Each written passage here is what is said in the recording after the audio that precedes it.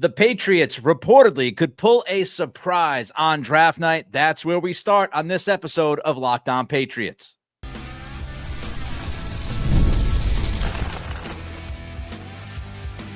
You are Locked On Patriots, your daily New England Patriots podcast. Part of the Locked On Podcast Network, your team every day. What's up, Patriots fans? I'm your host, Nick Cattles, born and raised in New England, your New England Patriots expert, host of the Everything Pats podcast, co-host of the Greg Bedard Patriots podcast with Nick Cattles, and also a sports talk show host veteran. On today's episode, the Patriots could get aggressive to land one of the best players in the draft and the left tackle prospect that we should be talking about a lot more. But first, we start with the latest intel on the Patriots' plans Thursday night. We appreciate you joining the show, making us your first listen, and for being an everydayer. The Locked On Patriots podcast is a proud partner of the Locked On Podcast Network, your team every day. And check out the Locked On NFL mock draft that was released earlier this week. Today's episode brought to you by FanDuel. Right now, new customers can get $250 in bonus bets when your first $5 bet wins. The latest intel, we have it for you. And the latest intel tells us that the fourth pick in this draft is not necessarily a one-horse race. It is not Will Campbell or bust, according to some people that you are reading recently. And that fourth pick could actually open the door to a surprise. This is from Tony Pauline of Sportskeeda.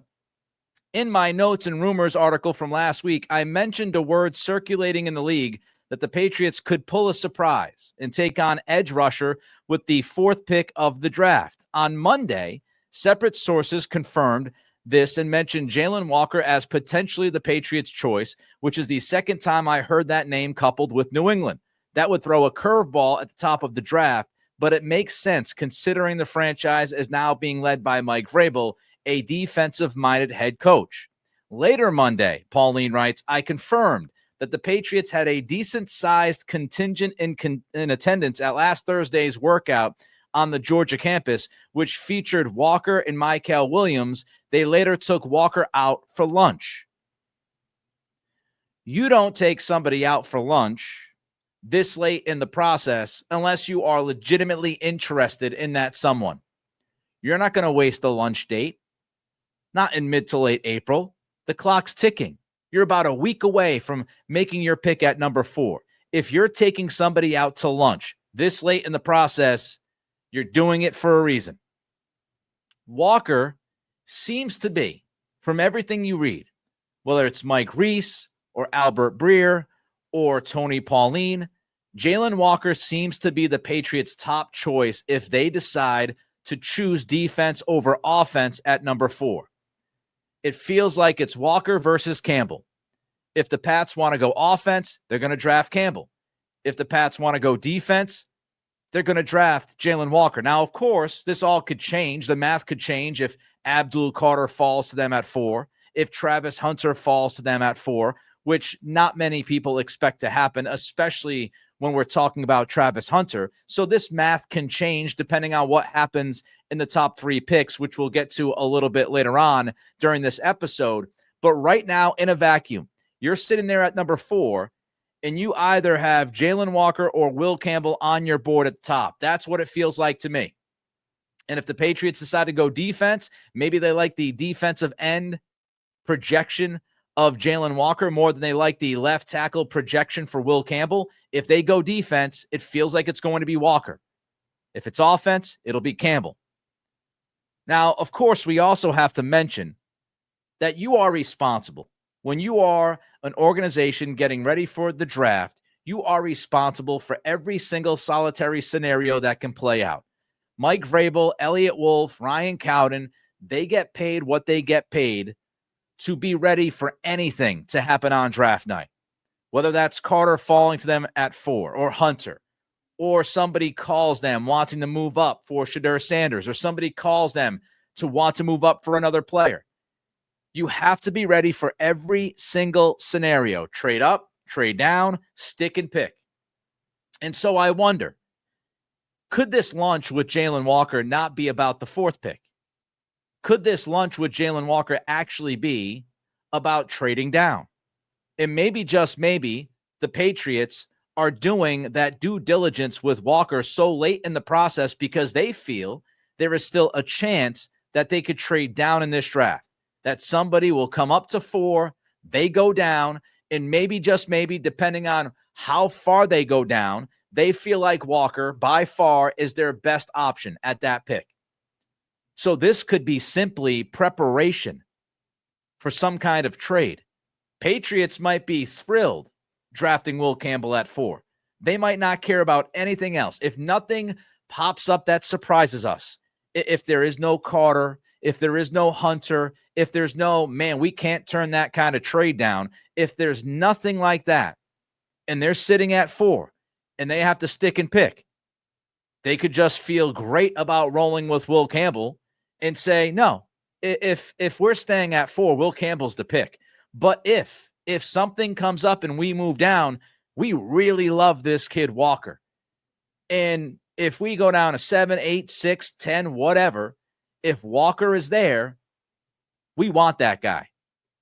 And then you can even go through the other scenarios, which is you can trade down and then back up because you've done your due diligence on Walker and you love the guy, but you think he's going to be gone by the pick that you now have after trading down. You can play those games, but I would not read this story and just believe from Tony Pauline that Walker could leapfrog Campbell. And that's the only reason why they're having this lunch with Walker, and they brought a big contingent to Georgia to watch Walker and Williams work out.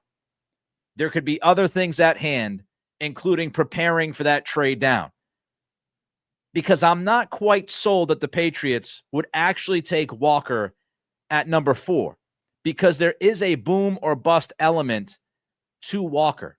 Pro Football Focus wrote about Walker's boom or bust nature. Here's what they wrote. He carries some risk because the skill driving his top 10 buzz, pass rushing ability, is something he has not done full time. His performance in coverage and run defense was serviceable, but unspectacular. Walker's size is certainly a concern. Dimensions likely mean he'll need to play off the line of scrimmage on early downs. I'm less concerned about Walker's size with the Patriots because Mike Vrabel, Terrell Williams, they have experience with guys that are roughly the size of Walker. You can look at Harold Landry. I think Landry's like an inch taller than Walker, maybe 10, 15 pounds heavier. You would hope to believe that, Walker could gain 10, 15 pounds, maybe 5, 10 pounds in the NFL. You get him on a certain diet, he should be able to put something on his frame. So I don't think the size is as big of an issue for the Patriots as it might be for other teams based off the Patriots' experience with players similar to a Walker with Vrabel and Williams in town. Burt Breer wrote about Jalen Walker. Mark down Walker as one of the class's most complex prospects. Most think he's a future captain. There's less agreement on the kind of player he'll be. And you have to wonder, you have to question whether there's a split. That's the other possibility here, that there is a split in the room, that certain people that are talking about what the Patriots should do at number 4, they feel like Will Campbell is the answer. Other people in that room say, we're not totally sold on Will. We think Jalen Walker is a better player. He's at a premium position. We should draft Walker. These kinds of conversations have been happening for the last couple of months. And as you get closer to the draft, you want to hone in on who is your guy. And so there could be some disagreement in the room right now about whether it should be Walker or Campbell. And so whoever is in the Campbell camp might say, all right, let's acquiesce. Let's have that lunch with Jalen Walker. Let's go see him work out. And maybe, just maybe, the young man can sell me that he is the pick at 4. But I don't think we should take this lightly. There's way too much smoke surrounding Jalen Walker with the Patriots. I think he's absolutely on the table getting picked by the Pats. I'd still lean Will Campbell. Calls are reportedly happening between teams at the top of the draft, and those calls could open the door to a massive Patriots deal. That's next as we continue with today's episode of Locked On Patriots, part of the Locked On Podcast Network, your team every day. The NBA playoffs are here. Celtics up 1-0 against the Magic, as we know, and FanDuel is giving new customers an incredible way to get in on the action. Right now, when you join FanDuel and place your first $5 bet, you'll get $250 in bonus bets if your bet wins. I love how FanDuel makes betting so easy, whether it's picking my favorite team or diving in to player props. And the really cool thing is, after the game tips off, you can even combine live prop bets into a same-game parlay for a chance to win big. So maybe, just maybe, you thought Derek White would have a good game one against Orlando, and then Derek White got off to a fantastic start against Orlando, and you jumped into those live prop bets, and you took advantage because Derek White continued to play well and dropped 30 on the Magic. That's what you can do with FanDuel. Absolutely love it. I've played FanDuel for many years, and I have won money, including working with same-game parlays. Don't miss out. Head to FanDuel.com. Claim your $250 in bonus bets today. Again, it's FanDuel.com. If you had hopes of landing Abdul Carter or Travis Hunter on Thursday night, let me tell you this. Those hopes are not completely dead just yet. Trade talks are happening, folks. Happening right now around the league. The Browns and Giants are fielding trade inquiries for their early picks in the NFL draft. Sources told ESPN's Peter Schrager. Sources told Schrager that the Browns and the Giants have received trade calls over the past 48 hours. And here's the key. Neither team, neither the Browns nor the Giants, are outwardly rejecting those overtures. So they're taking those calls. They're having those conversations. Mark Daniels at Mass Live wrote this. According to a source, the Patriots are not locked into staying and picking. So they don't look at this draft being at number 4. They're not looking at this and saying to themselves and saying to the people in that room, we're going to stick and pick. We are locked in. We're sticking and picking. According to Mark Daniels, that's not the conversation that's happening. They're talking about other possibilities. And if the Giants and the Browns are taking phone calls, the Patriots should absolutely, unequivocally, 100% be one of those phone calls. If you have a chance, if you have an opportunity to land Abdul Carter or Travis Hunter, you owe it to yourself. You owe it to your team. You owe it to your fan base. You owe it to ownership to pick up that phone and call Cleveland and New York and ask them at least, what would it take? What would it take? If Abdul Carter is there at number 3, New York, what's your ask? Hey, Cleveland, Cam Ward's going 1. We all know that. The whole world knows that. Cam Ward's going 1.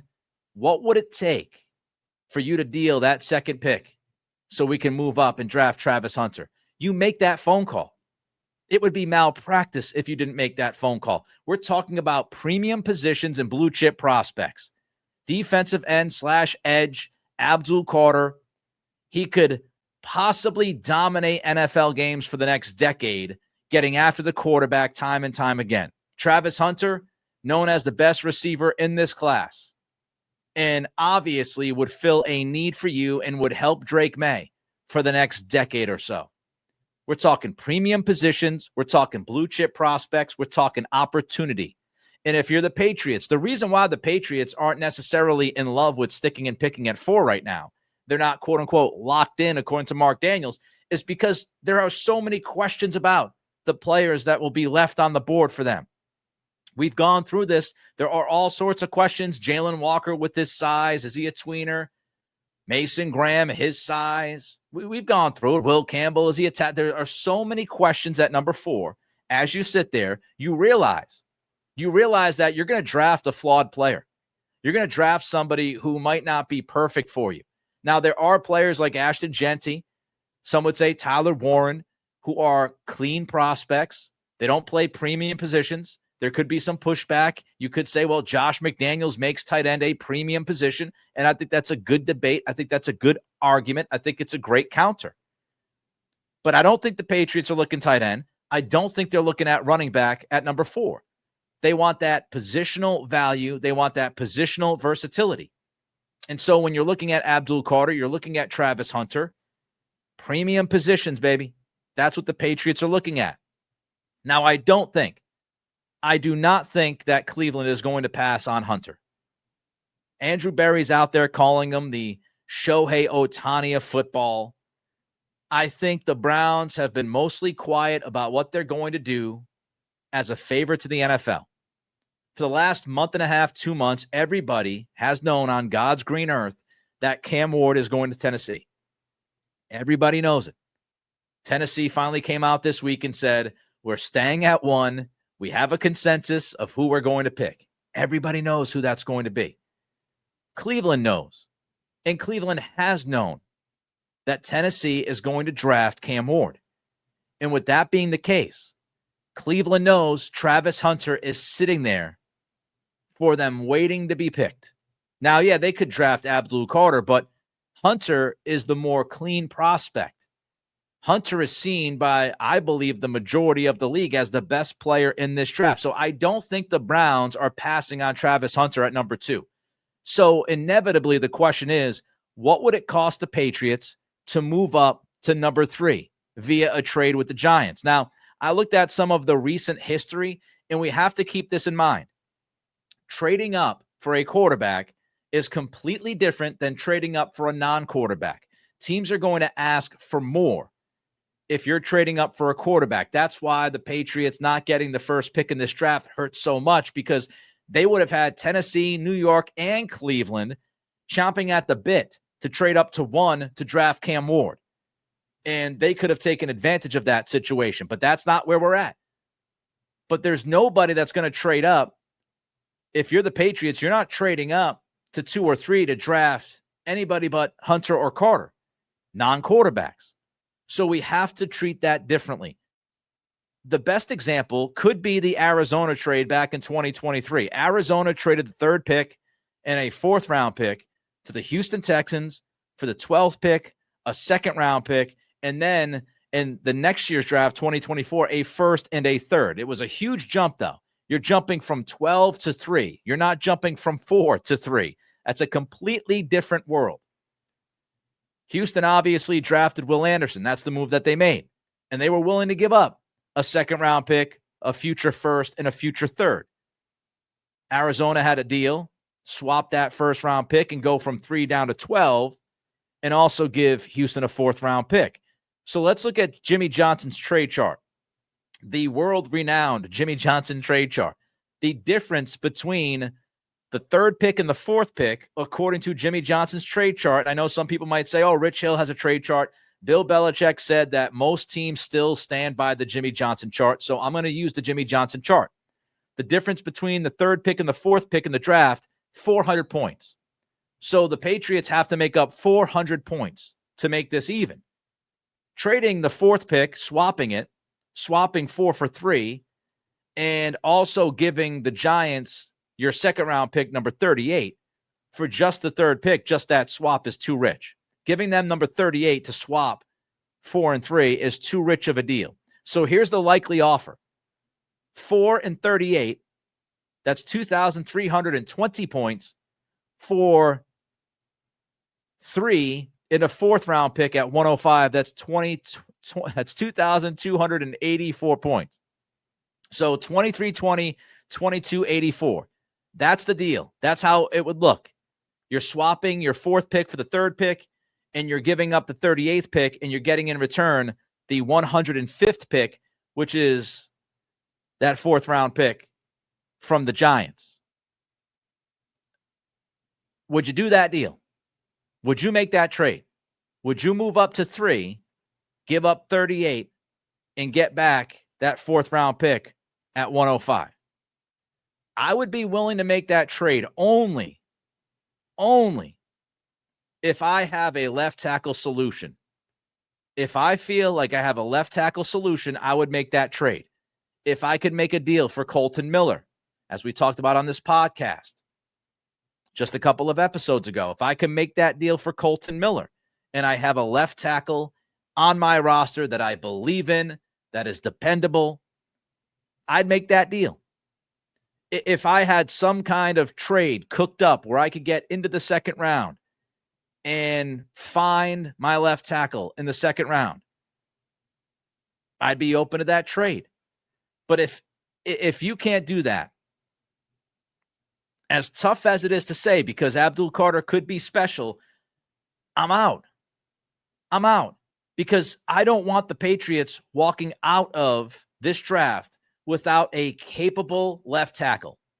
Average to above average to maybe even higher than above average. I would say Colton Miller is a tick above average since he was ranked in the top 15 in tackles via Pro Football Focus. But if you're giving up that second round pick, if you're giving up 38, you're giving up the capital that you could utilize to either draft the left tackle at 38 or use that 38th pick to move back into the first round to draft your tackle if you went defense at 4. And I just don't love the chances of finding a starting left tackle in the third round of this draft. This draft is not deep at tackle, as we know. And the top priority walking into this offseason was Drake May and protecting him. So if I'm going to make that deal with Abdul Carter for Abdul Carter, I better know what my solution is at left tackle, and it better be an improved option over Vidarian Lowe. Speaking of a left tackle solution, there's one name that's not getting enough attention. That's next as we continue with today's episode of Locked On Patriots, part of the Locked On Podcast Network, your team every day. Did you know your Fire TV is also an Xbox? It's true. Turn any TV into your gaming and entertainment hub with Fire TV Stick 4K devices. No console required. Just grab your paired controller, subscribe or sign in to Xbox Game Pass Ultimate with EA Play included, and you're ready to play. Dive into hundreds of premium titles from EA Sports College Football 25 to Call of Duty Black Ops 6 and Avowed as easily as you stream your favorite shows. It's gaming made simple, and it's all on your Fire TV. Endless entertainment for you and your family. With 4K streaming, watch more than 1.5 million movies and TV episodes from your favorite subscribed services like Netflix, Prime Video, Disney Plus, Max, and more. Head to Amazon.com/Fire TV Lockdown to get started. Xbox Game Pass Ultimate subscription and compatible controller are required. Again, it's Amazon.com/Fire TV Lockdown. Available on select devices, including Fire TV Stick 4K 2nd Gen, Fire TV Stick 4K Max 1st and 2nd Gen, and Fire TV Cube 3rd Gen. Kelvin Banks should be getting more attention than he's been getting. And it just came out within the last 12 hours or so that the Patriots actually had a top 30 visit with Banks, the tackle from Texas. And before the college football season kicked off, Kelvin Banks was seen as a top 10 prospect in this draft. And Burt Breer recently wrote about Banks, and here's what he wrote. I had an interesting exchange with the GM on Monday night where I said that I thought the Texas big man would go higher than people thought. Here's what the GM joked to Burt. Quote, "You mean non-NFL people?" Breer writes, the implication, of course, was that coaches and scouts have been high on Banks all along. Banks is more of a prototype left tackle than Will Campbell and is more polished and pro-ready than Armand Membu. Meanwhile, Field Yates posted this about Banks. His size, foot quickness, and experience are a really good starting point, also helped by A-plus character.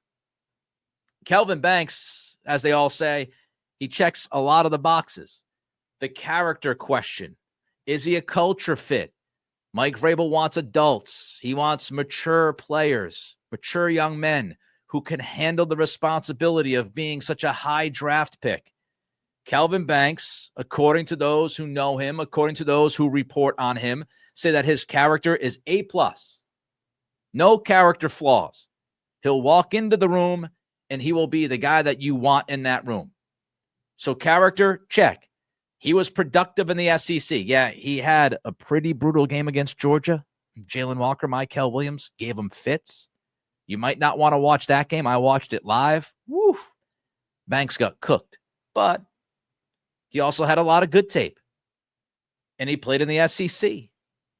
And we know the SEC is absolutely no joke. If we're going to talk about Will Campbell, and we're going to talk about his experience playing in the SEC, then, it only stands to reason that we could give we could give some love to Kelvin Banks for playing in the SEC.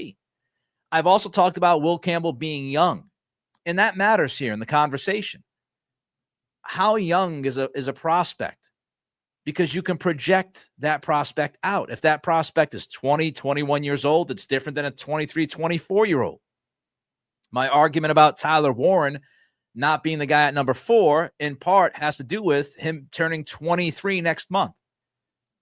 His ceiling is probably his ceiling, and it's not bad. I really like Tyler Warren. Borderline love Tyler Warren as a prospect. But we're talking ceiling. Ceiling purposes, Kelvin Banks turned 21 years old last month. Will Campbell turned 21 in January. And Campbell's a young pup. Banks turned 21 just last month, turned 21 in March. And when we talk about measurables and the arm length, all about the arm length and getting it out and getting that punch. When we talk about arm length and size, Kelvin Banks is 6'5", 315, and his arm measurement at both the Combine and his Pro Day, which is interesting because the Combine shortchanged pretty much everybody, did not shortchange Banks.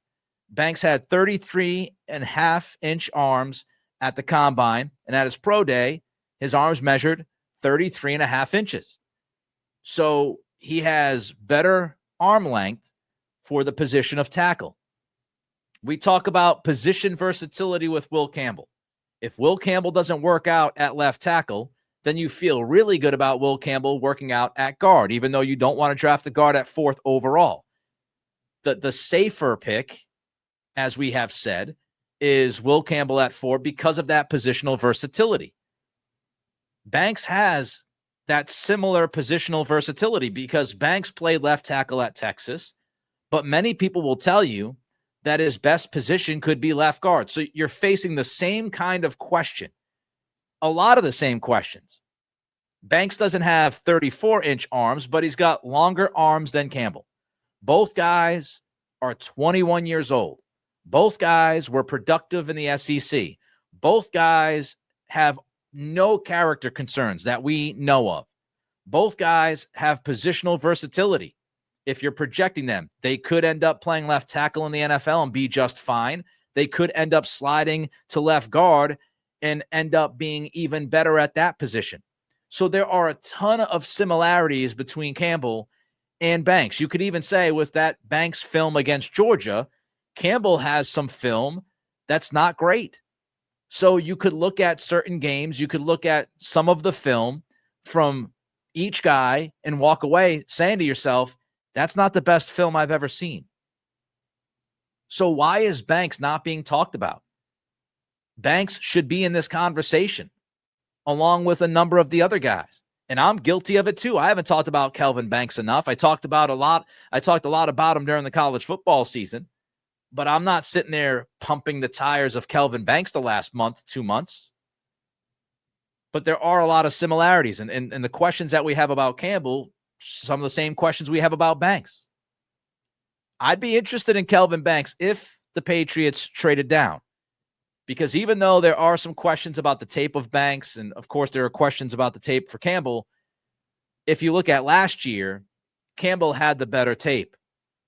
That's what the analysts will tell you. The analysts will tell you, the offensive line gurus will tell you that Campbell had better tape than Banks.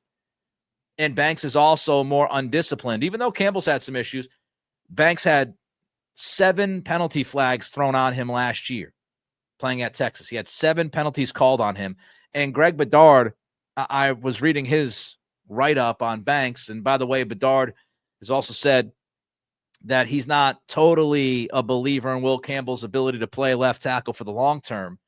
But Bedard said that he doesn't believe that Banks is a left tackle either, and that Banks is too heavy-footed. But still, you have the same kinds of questions. Banks versus Campbell.